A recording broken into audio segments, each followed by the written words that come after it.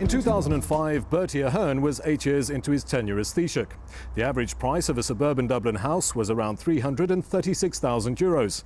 A pint of the black stuff would set you back €3.63, and a man called Michael Checker arrived at Leinster. Really sort of had to work on the run, you know. I didn't know much about it.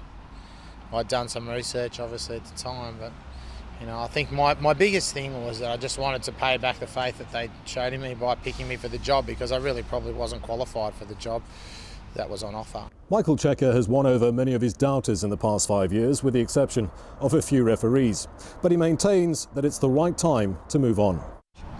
Well, I think that I wouldn't have taken it if I wasn't sure about what I wanted to do. Well, I decided, you know, when I re-signed with Leinster that would be it. You know, we decided together, really, because I think that allows for continuity and no speculation and all that type of stuff.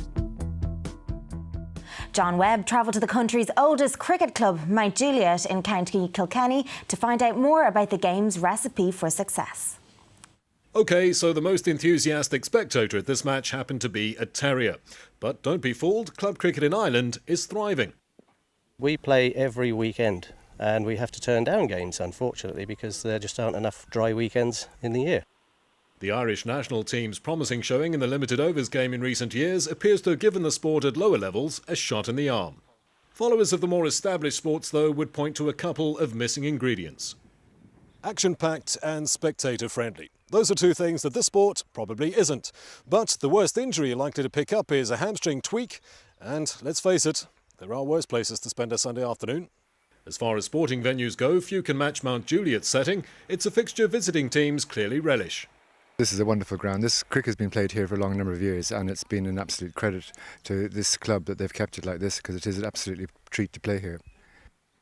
Club cricket is never likely to attract spectators in significant numbers. A game that lasts upwards of 3 hours is an acquired taste. From a spectator's point of view, if you don't know the game, it can look a little sedentary. All these guys dressed in white don't seem to be doing very much.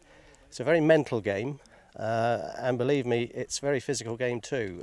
The best way is to come and have a go, because it's great fun.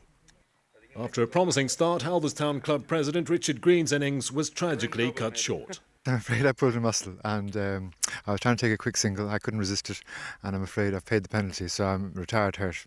Hamstring, is it? Yeah, I think so. Yeah, it's happened a few times the last number of years, and unfortunately, I think it's going to be an ongoing problem. So they'll have to take less quick singles. Or hit more boundaries. Or hit more boundaries. That is equally difficult as you get on in years. But if you don't mind the occasional muscle strain, another of cricket's upsides is that you can play it long after most other sports would have put you out to pasture.